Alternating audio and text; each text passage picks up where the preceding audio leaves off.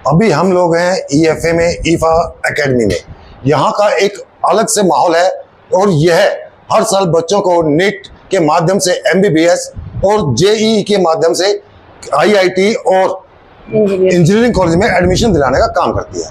अभी अगर हम बात करें, जिस एकेडमी ने अपने ही एक मिडिल क्लास बच्चे आर्यन को 1.5 करोड़ रुपए का तोहफा दे दिया है। जी हाँ, 1.5 करोड़ रुपए का तोहफा।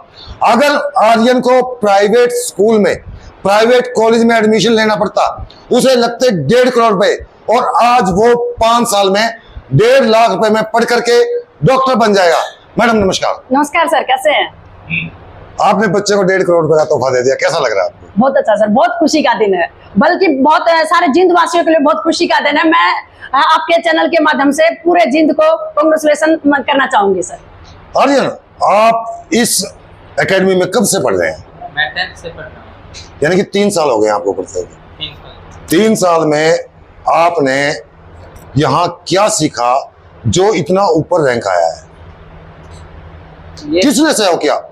नेहा मैडम ने किया हो, ना किया हो, कोई जरूरी नहीं है, आज कोई बोधर नहीं है। जिस टीचर ने आपको सबसे ज्यादा सहयोग किया उसका नाम लीजिए। ये तो सभी टीचर सहयोग करते हैं। अगर ये कहूँ मैं, अगर आज नीट का पेपर क्लियर करा है तो जितने भी टीचर मैंने सभी से पढ़ा है। नेहा मैम, मिश्रा सर, जिन्होंने बेशक ना पढ़ा हो, लेकिन हर एक टीचर का मेरी इस कामयाबी में हाथ है। आपको कितना कॉन्फिडेंस था अपने ऊपर कि आप इतने हाई रैंक पे जाकर के टिकेंगे? जब ये नीट का पेपर हुआ था तो डिफिकल्ट पेपर आया होता, तो उस टाइम मुझे यकीन नहीं था कि इतना भी स्कोर आ जाएगा मेरा। तो फिर मैंने धीरे धीरे आंसर किया, तो चेक भी किया, तो मेरे ठीक ठाक नंबर बन रहे थे उस टाइम, लेकिन रैंक इतनी नहीं सोची थी कि मेरी इतनी भी रैंक हो। तो 2000वां रैंक आया है। 2044 सीट्स हैं हमारी एम्स में, एमबीबीएस के अंदर। तो आप कौन से एम्स में एडमिशन लेना पसंद करेंगे? एम्स कहीं भी मिल जाए पढ़ने का मतलब। अच्छा, अच्छे कॉलेज। तो एमबीबीएस के बाद भी कोई टारगेट रहेगा आपका? हाँ, उसमें कार्डियोलॉजिस्ट होना। कार्डियोलॉजिस्ट में नहीं, कार्डियोलॉजिस्ट में भी 2 हैं, एक तो एमडी होते हैं और एक एमएस होते हैं। तो आपका टारगेट क्या रहेगा? मैं एमएस करेंगे। ठीक है, ये थे हमारे साथ आर्यन जी। हम बात करेंगे उनके परिवार से।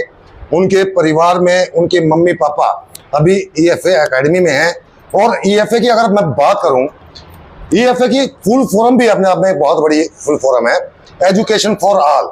और उन्होंने इस बात को चरितार्थ किया है कि वो सभी को शिक्षा देना चाहते हैं। जी, आपका शुभ नाम क्या है? मेरा सुधीर नाम है। क्या करते हैं आप? मैं सिलाई का काम करता हूँ। सिलाई का काम करते हैं। बच्चे को आपने एकेडमी में भी पढ़ाया, +2 +1 भी करवाई, बड़े खर्चे होते होंगे, क्या आसान था आपके लिए बीएड कर पाना? आसान तो नहीं था जी, हमने तो सोचा भी नहीं था कि इस लेवल पे हम पढ़ा पाएंगे, लेकिन नेहा मैम और मिश्रा सर ने इतना कॉन्फिडेंस भर दिया और इतना सहयोग किया कि ये सोचने भी लग गए और इसकी तरफ चलने भी लग गई, और चलते चलते आज इस मुकाम पे आए। जी मैडम, आप अपने बेटे की उपलब्धि पे क्या कहना चाहेंगे? सर हम बहुत खुश हैं, और जो मेरे बेटे ने करके दिखाया है, और मेरा छोटे वाला बेटा भी है, वो भी, दोनों बच्चे ही एकेडमी पे आए करेंगे, उनको भी एकेडमी के उससे काबिल बनाना है दोनों बच्चों को। उनका इंटरेस्ट भी? हाँ, इंटरेस्ट उनका भी ईफा एकेडमी में ही है। नहीं, ईफा एकेडमी तो जेईई भी कराती है, नीट भी कराती है। बच्चे अब जैसे ये अगर इतनी ऊंची रैंक पे गया है, इसका डॉक्टरी लाइन में, नीट में इंटरेस्ट था, तभी तो वो आगे बढ़ा ना। अगर मान लो इसका इंटरेस्ट होता इंजीनियरिंग में, आप इसको नीट में दाखिला करा देते, तभी आगे थोड़ी बढ़ता। तो उन बच्चों का क्या, किस में इंटरेस्ट है? उन बच्चों को जी इस कोई देख कर ना उनमें भी जोश जाग रहा है, जिस तरह मेरे भाई ने करके दिखाया है उसी तरह हम करके दिखाया। अभी जैसे बाहर बच्चों ने जश्न मनाया, आप भी नाचे, कितना आपको गर्व है अपने बेटे पे? हमको बहुत गर्व है, बहुत ज्यादा, इतनी खुशी है कोई नहीं बयां कर सकते। ये थे हमारे साथ ईफा एकेडमी की डायरेक्टर आर्यन, स्टूडेंट जिसने अभी 2000वां रैंक हासिल किया है। ये अपने आप में बहुत बड़ी बात है, 2000वां रैंक लेना।